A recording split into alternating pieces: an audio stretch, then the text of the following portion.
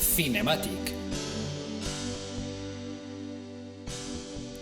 Bienvenidos a Cinematic, este espacio en el que hablamos sobre comunicación interna, la que hacemos con nuestros compañeros, con las personas que trabajan cerca de nosotros, y externa, la que hacemos de cara a los eventos, a gente que no es de nuestra organización, a clientes, sobre las áreas de las matemáticas, el arte, la tecnología, la ingeniería y la ciencia.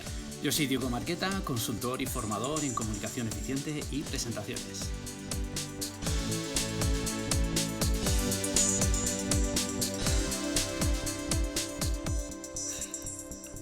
En ocasiones queremos volar muy alto con nuestras presentaciones y con nuestra comunicación, y hay momentos en los que hay que llegar al nivel del mar. Lo que nos decía Cervantes, comunicar, contar las historias poniendo nuestro punto de vista totalmente a ras de suelo. Y para ello, hoy vamos a hablar con alguien que sabe perfectamente lo que es estar a nivel del mar, porque estamos con el capitán de corbeta Manuel Romero González Llanos, que es encargado de la comunicación en la Armada Española. Manolo, encantado de estar contigo. Igualmente, Diego, muchas gracias por invitarme. Un placer. Cuéntanos, Manolo, ¿quién eres? Bueno, así de primeras, yo soy un oficial de la Armada que, bueno, llevo 20 y pocos años en la Armada. Empecé como oficial de barco en una fragata. Luego me hice piloto de Harrier en Estados Unidos y me dediqué a volar unos años. Y en los últimos 8 años, pues por caprichos de la Armada o caprichos de la vida, pues he acabado en el mundo de la comunicación y me dedico a la comunicación externa en la Armada. Bueno, todos tenemos un vecino que es piloto de Harrier, evidentemente, no nos has impresionado a ninguno, ¿eh? ¿Y para qué te dedicas a la comunicación en la Armada? Bueno, mi trabajo fundamental es dar a conocer a todos los españoles el día a día de los hombres y mujeres de la Armada, de lo que hacemos, para qué estamos, para qué trabajamos y cómo es nuestra vida a bordo, cómo son nuestras historias, para intentar acercarnos un poco y que la gente pueda entender para qué sirve la Armada y para qué servimos en nuestro día a día. Genial. Te propongo, ya que eres piloto de Harrier, que hagamos un despegue en vertical. Para la gente que no lo sepa, los Harrier nos lo contará Manolo mucho mejor que yo. El Harrier es ese aparato, esa aeronave, ese caza que despega en vertical. Así que... Efectivamente. Es un avión un poco raro que tiene entre otras virtudes, tiene la capacidad de aterrizar y despegar en vertical, pero bueno, también puede despegar rodado como un avión convencional y despegar y aterrizar también rodado, o despegar y aterrizar lento. Tiene muchas formas de despegar y aterrizar y eso le da una versatilidad y una flexibilidad fantástica. Yo no me creo, además con los chulos que sois los pilotos, yo no me creo que aun pudiendo aterrizar y despegar en rodado, no lo hagáis en vertical. O sea, ¿hay alguna vez que lo hagas rodado aun pudiendo? Bueno, es que depende mucho de lo que tienes que hacer. Por ejemplo, en el barco siempre tienes que aterrizar en vertical, pero siempre en el barco despega rodado con la rampa. Luego en aeropuertos y en bases aéreas, pues depende un poco de cómo esté el viento, de cómo vengas de combustible, varía un poco, ¿no? Según las necesidades que tengas y el planteamiento táctico del vuelo. O sea, en lo que es el portaaviones, entiendo que te referías a portaaviones, sí. Aunque puedas despegar en vertical, ¿siempre es con la catapulta de vapor? ¿Es para economizar combustible? Nosotros no tenemos catapulta de vapor, nosotros tenemos una especie de rampa en la proa que ayuda aerodinámicamente a despegar. Y lo que haces es, en una distancia muy corta de despegue, metes toda la potencia y justo cuando rotas por la proa del barco, giras con la palanca de las toberas para que te den sustentación y te hagan despegar en semivertical o en una carrera muy corta, vamos. Bueno, amigos, ya tenemos convalidadas 2 sesiones de prácticas de Harrier con lo que nos ha contado aquí nuestro amigo Manolo. Estoy convencido de que ¿hay alguna analogía, alguna similitud entre lo que tú ves en cómo dialoga el aparato contigo o el cómo tú dialogas con la torre de control y las reacciones que tú ves en la gente cuando les estás contando aspectos de la Armada? Efectivamente, en el avión tú estás interaccionando tanto con el avión como con tu compañero, porque nunca volamos solos, siempre volamos por parejas. En el Harrier sí que vuelas dentro del avión solo, pero siempre vuelas con una pareja y siempre te estás comunicando, ya sea visualmente o por la radio, y con los controladores aéreos obviamente también, para que te den instrucciones, para pedir permisos, etc. Y entonces ese feedback que te proporcionan te ayuda a ti a tomar las mejores decisiones. Y cuando estás comunicando, yo creo que sí, podemos compararlo, es un poco lo mismo. Tú estás viendo a tu audiencia y tú estás viendo lo que les estás contando, y según el feedback que te proporcionan, si te atienden o no te atienden, si les parece interesante o no, si te siguen con la mirada, pues tú puedes saber si está siendo exitosa la comunicación y puedes modificar tu forma de hablar o tu forma de moverte para llegar mejor a tu público. O sea que bueno, te lo compro. Esta propuesta que me has hecho te la compro. Me acabas de hacer el día feliz. Además es que yo creo que necesitas un plan de vuelo, un plan de navegación. Veo mucha gente que hace presentaciones sin un plan de vuelo. Simplemente sueltan lo mismo que en todos los sitios y no se han planteado cuáles son las condiciones de dónde lo van a contar, de qué tipo de perfiles son las personas que están allí y qué elementos van a hacer que resuenes o no. Tú como piloto podrías estar hablando de aspectos aerodinámicos o de aspectos mecánicos, de aspectos de resistencia a materiales, de aspectos físicos. Sería interesantísimo para un físico, para un biomecánico, saber las aceleraciones que tú experimentas cuando le das gas a un aparato de esos, ¿no? Entonces, si tú cuentas siempre tu mismo rollo, a lo mejor haces resonar de casualidad a uno de cada 100. La idea es que hagas resonar a cuantos más mejor, ¿no? Por eso me parece siempre interesante, ¿no? La gente que pilotáis, la gente que tenéis entre manos aparatos complejos, ¿no? Porque, ¿cuál es la mayor complejidad que tiene llevar un Harrier? Bueno, depende de la etapa del vuelo y depende si estás haciendo de la misión que estés haciendo, si estás haciendo una misión aire-aire contra otro avión, si estás operando con el radar para detectar al otro avión, o si estás haciendo un tiro aire-suelo, o intentando localizar, apoyando a infantes de marina que estén en tierra. O sea, cada misión tiene sus complejidades. En algunas la complejidad es más técnica, en otras es más física, de aguantar las Gs o aerodinámica del avión, y te tienes que adaptar, lógicamente, y sacar lo mejor del avión en cada momento.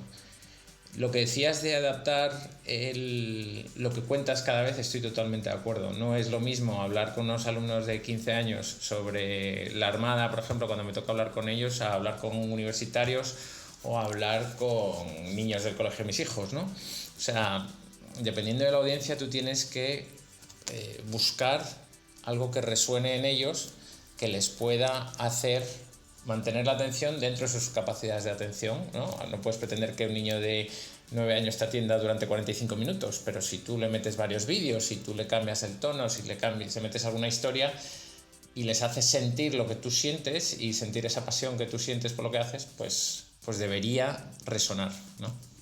Y seguramente te implique más preparación contárselo a chavales de 5, 7, 9 años que a gente de 27 o de 37. Porque sí. Imagino que alguna pregunta complicada te habrán hecho. No lo sé, pero...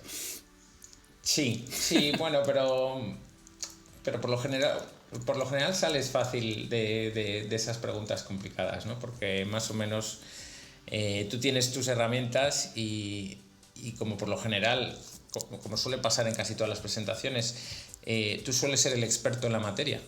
Entonces, a no ser que estés en una audiencia muy rara en el que no seas el que domina la materia, pues más o menos te apañas, como decimos en Galicia.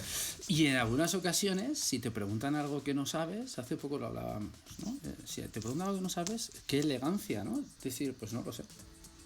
Pero bueno, te contestaré. Claro, pero al menos una. Es decir, o como mucho una, dos. Es decir, todo lo que te preguntan y dices, pues no lo sé. No, claro. Que ha venido aquí.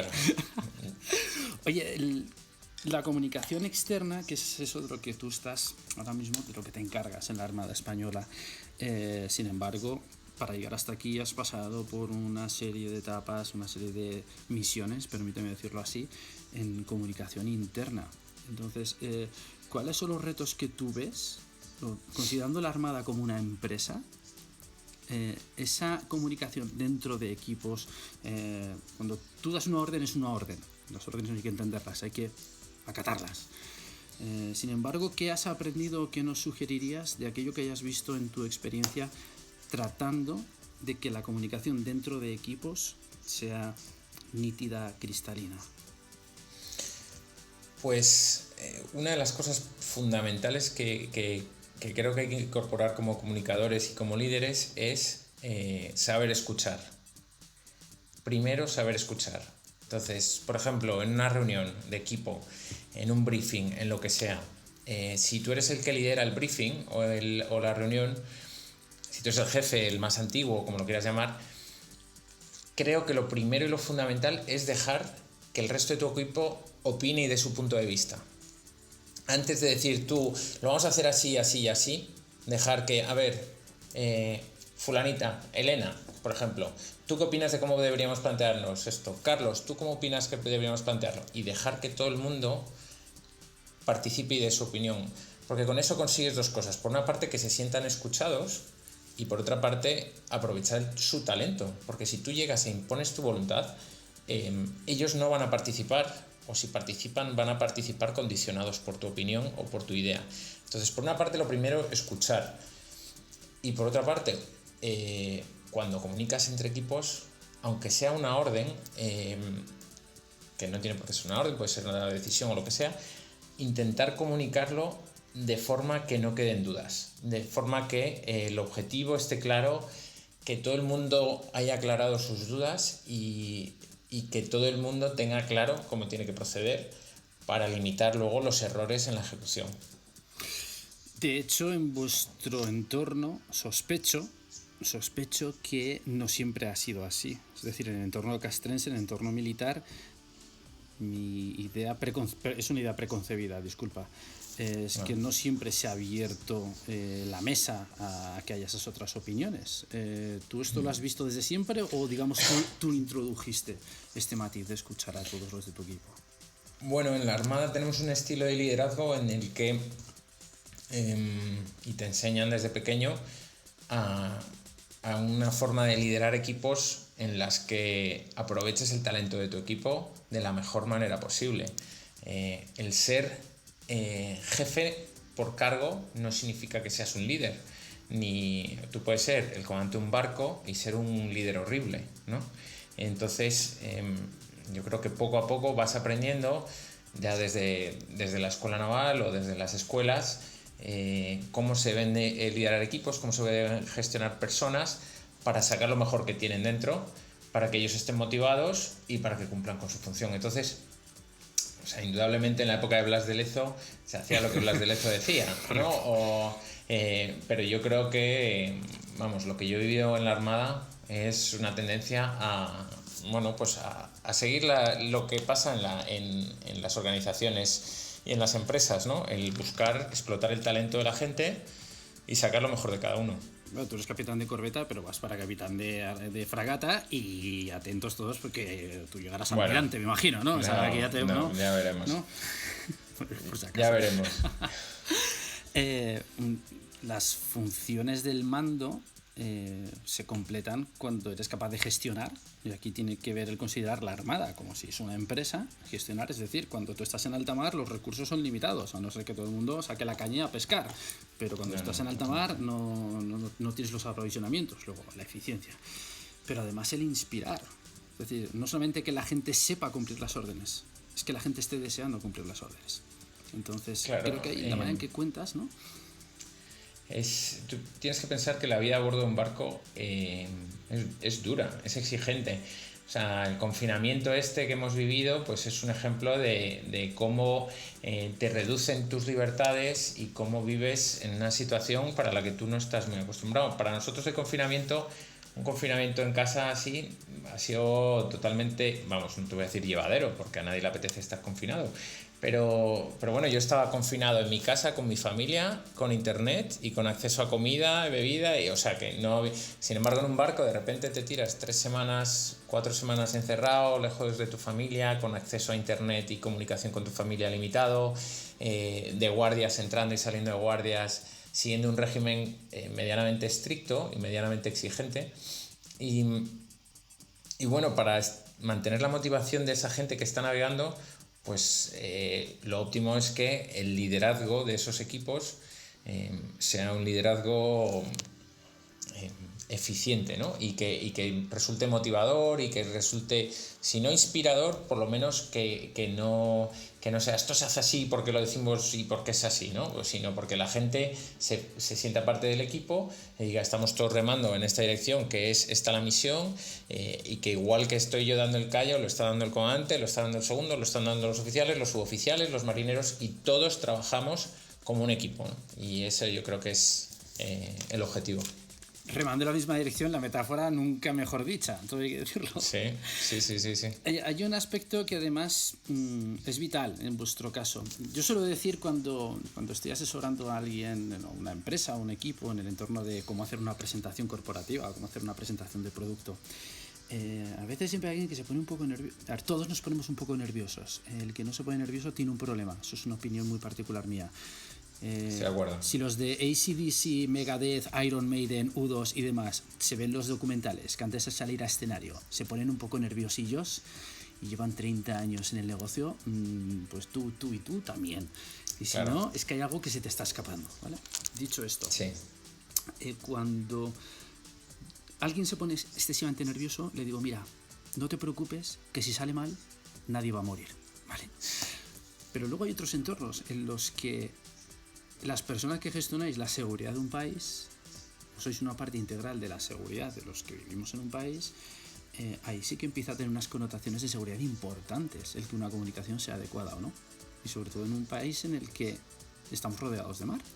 Y en vuestro caso en la Armada cobra especial relevancia. Totalmente. Bueno, lo que hacemos nosotros cuando comunicamos tenemos una responsabilidad importante en la parte de comunicación, porque lo que decimos como institución, para bien o para mal, puede generar conflictos en la industria de defensa, puede generar conflictos con otros países, puede generar situaciones indeseadas a nivel político por culpa de lo que se comunica o cómo no se comunica también. Hay veces que el silencio tiene un impacto negativo. Cuando la Armada no contesta o no se pronuncia porque es la decisión que se ha tomado, que es no comunicar, hay veces que tiene un impacto positivo y otro negativo. Entonces, bueno, sí, es relevante y es necesario pensar, siempre que vas a comunicar, pues pensar en 360 grados y pensar en, comunicando esto, qué consecuencias hay, a quién puede molestar, a qué puede impactar, cómo se puede interpretar o malinterpretar, ¿no? Siempre pensar cuando comunicas. Creo que hay un filósofo austriaco que se llama Karl Popper, que dice que no se puede comunicar sin el riesgo de que seas malinterpretado, ¿no? Siempre te pueden malinterpretar cuando comunicas, y eso hay que tenerlo también siempre en cuenta cuando comunicas. De hecho, estoy totalmente de acuerdo. Mira, me acabas de recordar, el año pasado leí un libro de Oriol Bohigas, arquitecto de Barcelona. Bueno, de hecho fue profesor de mi padre. Erótica del diseño se llamaba, y hacía referencia a esto que estás comunicando, ¿no? De Karl Popper. Se refería a cómo tú, a la hora de comunicar a partir de un diseño, a partir de una estructura, por una parte tienes que hacer el esfuerzo de integrarte, esto se llama lo que sea el racionalismo y demás, pero tienes que estar dispuesto a molestar a alguien. Es que si no, no es comunicación. Es decir, tienes que estar dispuesto a que con ese silencio de la Armada alguien se moleste. Es que si todo el mundo queda agradado, queda contento, es muy difícil. Aparte que es difícil, significa que a nadie le has agradado lo suficiente. Entonces, es muy difícil. Luego evidentemente entras ahí en connotaciones políticas y demás. Por cierto, ¿tiene mucha influencia la política en el día a día de tu trabajo como comunicación? ¿O os permiten...? Te recuerdo que aquí nos escuchan muy pocos, así que puede ser... No pasa nada. No, y no voy a ser crítico, voy a ser políticamente correcto. Nosotros, te cuento, nosotros, la Armada, las cosas de la Armada las comunica siempre según nuestro criterio, pero nosotros dependemos del Ministerio de Defensa y el Ministerio de Defensa depende del Gobierno, y en algunos temas que son más sensibles, pues seguimos las directrices que nos proporciona el Ministerio de Defensa. Y las respetamos y acatamos las directrices como buenos militares que somos. Yo creo que el Ministerio de Defensa, yo creo que debe ser de los ministerios más fáciles que existen dentro de un gobierno, porque los trabajadores del Ministerio de Defensa, que somos los militares, somos muy bien mandados. Y eso hace que la gestión del ministerio, dentro de sus complicaciones y dentro de sus complejidades, por lo menos el factor humano, pues no hay huelgas, no hay protestas, no hay reivindicaciones, y todo el mundo va por la línea que marca el gobierno, con lo cual eso es una ventaja, yo creo. De hecho, al inicio he intentado picarte, pero como se notaba que eres un hombre hecho y derecho, no has entrado en trapo. Te he dicho que los pilotos sois un poco chulos, pero estoicamente... No, yo soy un tío humilde. Yo creo que los militares tenéis el ego muy bien gestionado, precisamente por lo que acabas de contar. Porque la cadena de mando hay que seguirla, y es una confianza extrema en tu compañero, tanto el que tienes al lado como el que tienes por arriba, como a los que tienes por abajo, ¿no? Sí. Entonces...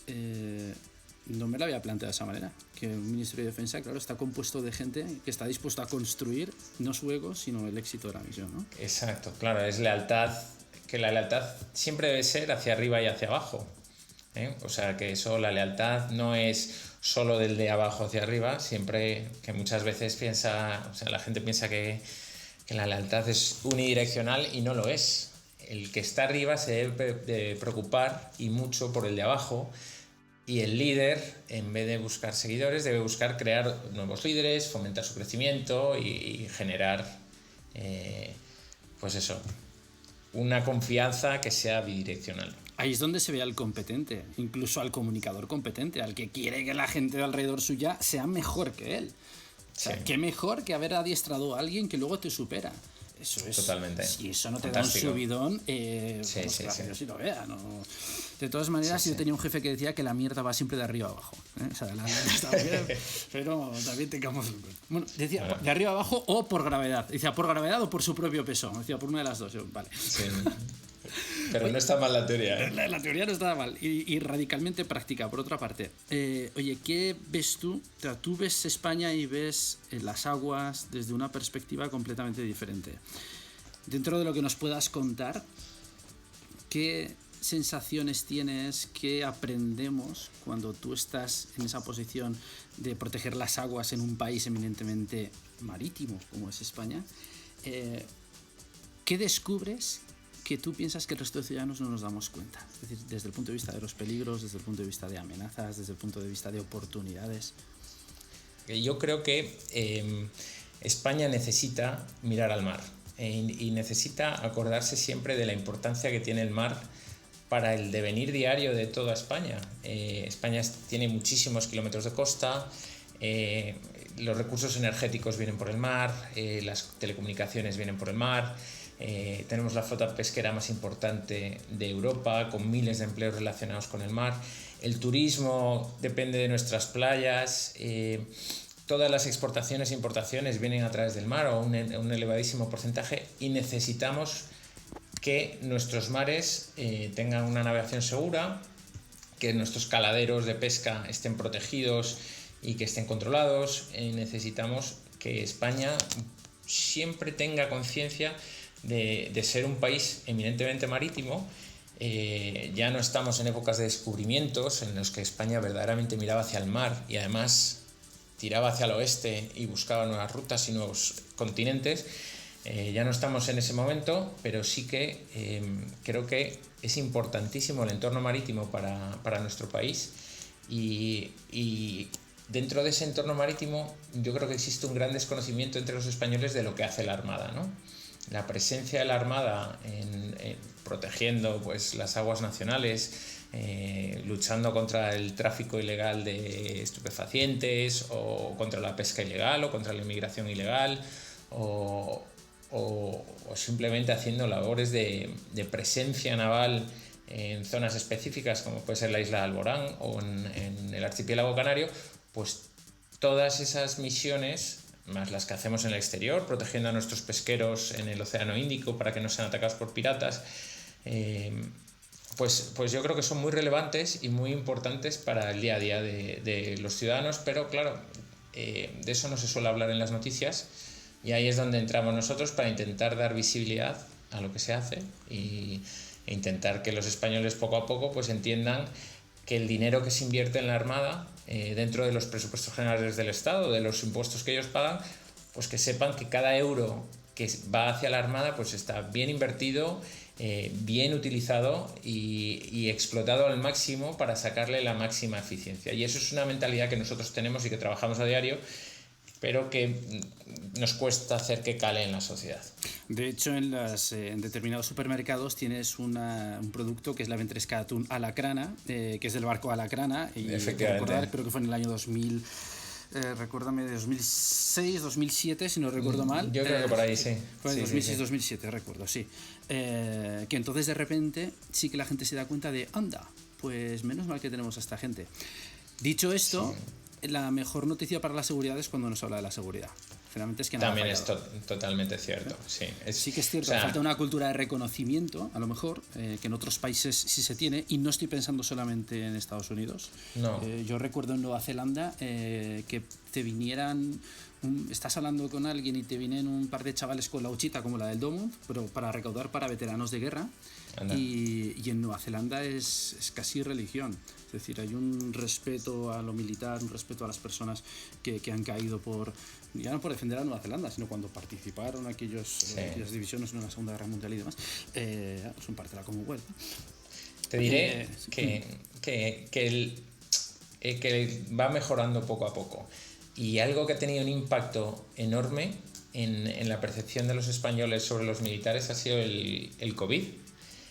Por triste que parezca, uno de los grandes beneficiados a nivel reputacional han sido las Fuerzas Armadas. Porque por la unidad militar de emergencias. No solo por la unidad. La unidad militar de emergencias, la verdad es que ha ayudado a mejorar la percepción que tienen los españoles. Ha ayudado mucho.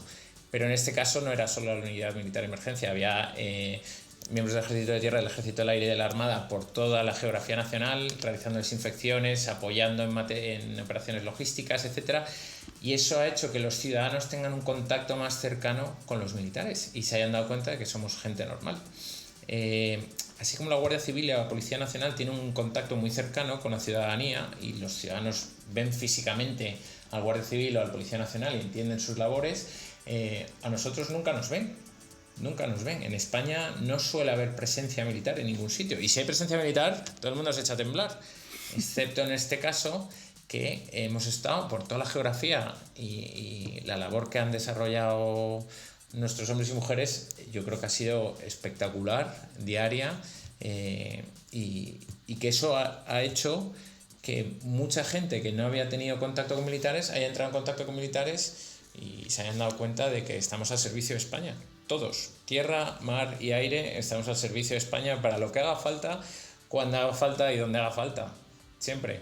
Además, sin condiciones ni sin exigencias.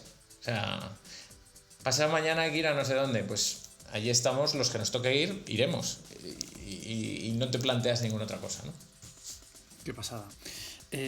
Manolo, tú eres... Dentro de lo poco que se conoce, como nos has estado contando, digamos, la estructura militar, dentro de la Armada, para muchos, o para los que conozcan la Armada, tú eres la cara visible. Porque tú eres la persona o una de las personas que se dedica a contar lo que se hace en la Armada, desde el punto de vista de como encargado de la comunicación externa. ¿Cómo articulas tú? Es decir, yo aquí quiero aprender de ti. Quiero que sí, claro que sí. Todos los que te escuchamos queremos aprender. ¿Cuál es ese reto, ese desafío que tú ves cuando tú estás haciendo una exposición o una presentación? Evidentemente no te voy a preguntar a la hora de contar una misión, pues por las lógicas reservas que tenga eso. Pero a la hora de contar, de divulgar la Armada Española, ¿cuál es esa situación que, o bien por difícil, o bien por recurrente, o bien porque sea un desafío comunicativo, que te apetezca contarnos? Bueno, realmente lo que buscas es captar la atención, ¿no? Captar la atención de tu audiencia. Hay múltiples recursos para intentar captar la atención, ya sea en un vídeo que utilizas para redes sociales, como en una presentación cuando estás hablando ante una audiencia o cuando estás en una rueda de prensa y quieres colocar tus mensajes. Pero fíjate, dentro de eso de colocar tus mensajes, yo creo que la clave de una buena comunicación es cambiar el foco de lo que tú quieres contar, pasar a enfocar, a poner el foco en lo que la audiencia necesita oír o quiere oír o es mejor que escuche, ¿no? Entonces, por ejemplo, antes me decías, no, pues si hay alguien que va a presentar alguna vez y no está nervioso, es una persona rara. Pero el que está muy nervioso antes de presentar, si cambia el foco de qué nervioso estoy, a poner el foco en la audiencia y pensar, les voy a contar todo lo que sé sobre esto, soy un experto, soy tal, soy no sé qué, los nervios se te van, te olvidas porque dejas de pensar en ti y piensas en los demás. Y cuando comunicas como institución, hay muchas veces que si comunicas de una forma plana, pues vas a colocar tus mensajes por la Armada, no sé qué y no sé cuánto y tal, en vez de pensar cómo puedo contarles una historia que capte la atención, que tenga mensaje y que sea útil y que diga, pues me he sentido como si estuviera en un submarino. Qué dura debe ser la vida en un submarino, ¿no? Entonces... Buenísimo, lo has clavado. Casi me dan ganas de hacértelo repetir, pero bueno, que la gente lea el rebobinar y ya está. Has hablado de contar una historia, de ponerte en el lugar de ellos, de hacerles sentir que están en un submarino. Es que los grandes de la comunicación lo que hacen es eso. Es cuando te están enseñando un teléfono, ya la manera de presentarte el teléfono es como si estuvieras usando el teléfono. Sí. Entonces la manera en que Manolo nos cuenta, perdón, el capitán nos cuenta qué significa trabajar en un submarino. También para los que hablamos de confinamiento, pues antes has dicho a bordo de un barco, en un submarino ya ni te digo, ¿no? Bueno, mucho más duro todavía. Pero la vida a bordo del submarino es muy exigente. Muy exigente, viven en un espacio muy muy reducido, se duchan de vez en cuando porque no hay hay una ducha para toda la dotación. Donde comen es un sitio estrechísimo, que es también donde hacen vida cuando no están de guardia. Es una vida que tienes que tener una vocación enorme para vivirla, porque me río yo del confinamiento de ahora, y se tiran ahí a lo mejor 10-15 días debajo del agua, en el que no salen ni a superficie, salen para cargar las baterías y ya está. Pero ya no es estar confinado ahí, es saber que no hay alternativa. Es decir, saber que estás rodeado de agua. Bueno, efectivamente. Y ambientalmente decir, ostras, ¿no? ¿Es quizá lo más exigente de trabajar en la Armada, el estar en submarino? Yo diría que casi seguro que sí. Porque la convivencia es tan estrecha, tienes tan poco margen para expandirte, para desconectar, para... Sí, que pista de tenis no tenéis montada. No.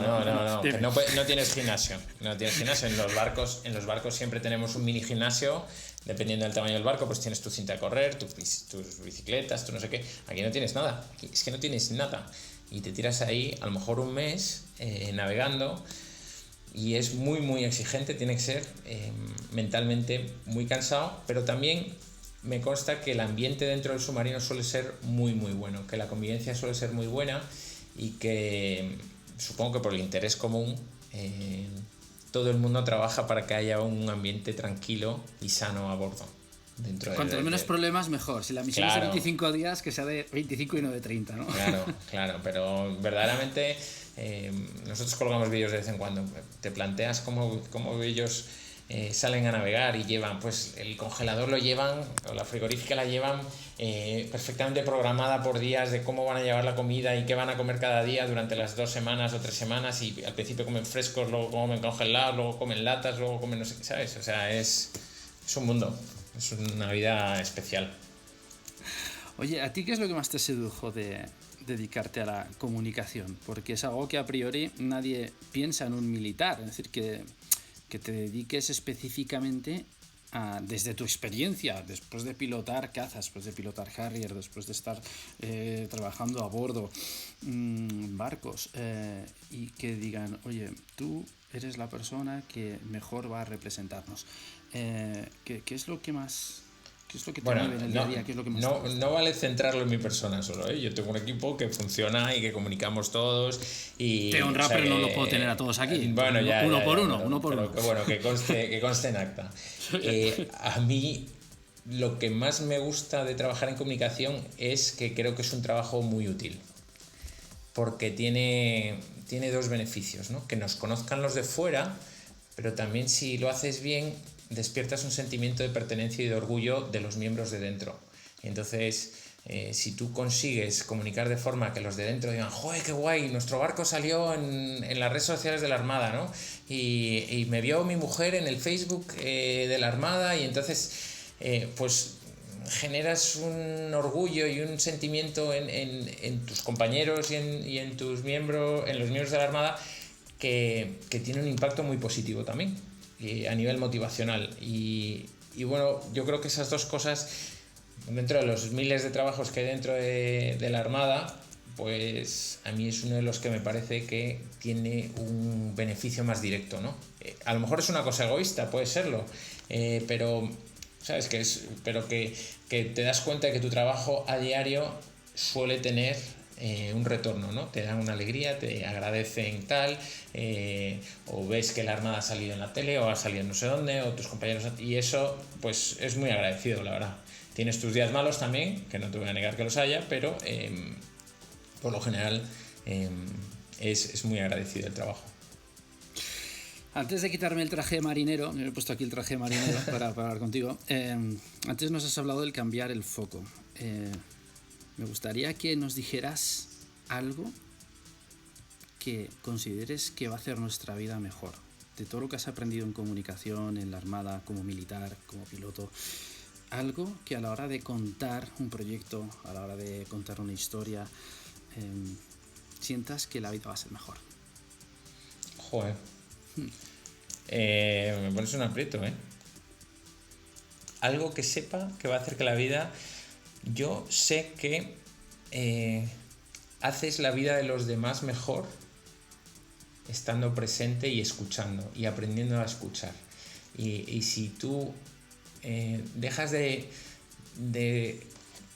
convivir con la gente y dialogar con la gente pensando en lo que vas a decir, lo siguiente que vas a decir, y en vez de estar pensando en lo siguiente que vas a decir, pues yo no sé qué, si tú te dedicas a escuchar de una forma presente y activa y proporcionando feedback a la persona con la que estás hablando y haciéndole sentir especial, eso en el fondo hace que nuestra vida sea mejor, la nuestra y la suya.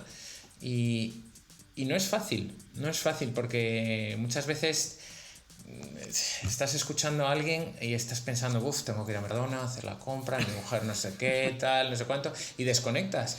Pero cuando desconectas, un poco como en la meditación, ¿no? Tú te estás meditando y de repente se te va la... y intentas traer otra vez a ese estado, ¿no? de relajación. Pues aquí en la escucha, si te das cuenta, y luego lo de escuchar tiene un poder brutal.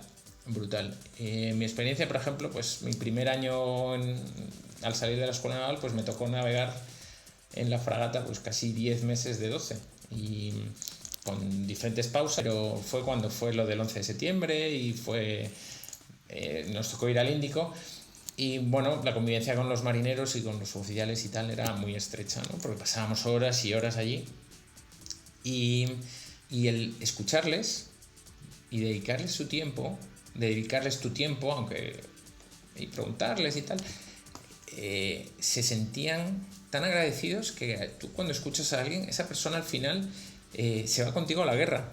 Yo te digo que 20 años después me he encontrado con esa gente, ¡hombre, mi comandante, qué alegría verle! Abrazos, besos.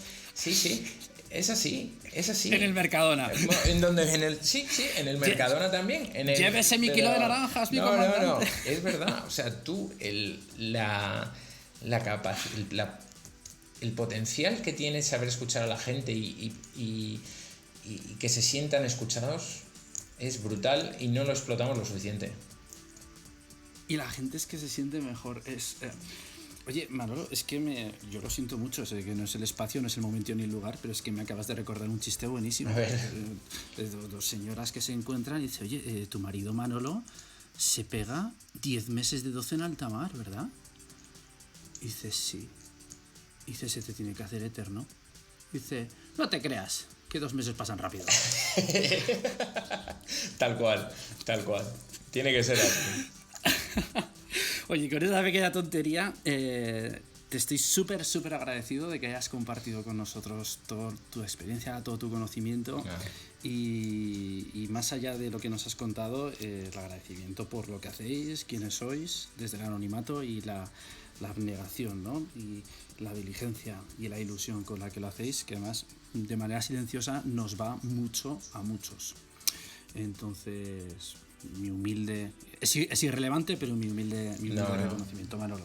Encantado de haber estado contigo, del interés y la ilusión que has puesto en el podcast y en que esto saliese adelante, y estoy a vuestra disposición, a tu disposición y a la de los demás.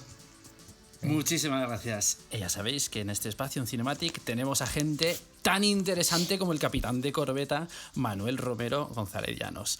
Y ya sabéis, para hablar de aspectos de comunicación interna y externa en el ámbito de las matemáticas, el arte, la tecnología, la ingeniería y la ciencia, no tenéis más que esperar a la siguiente entrega.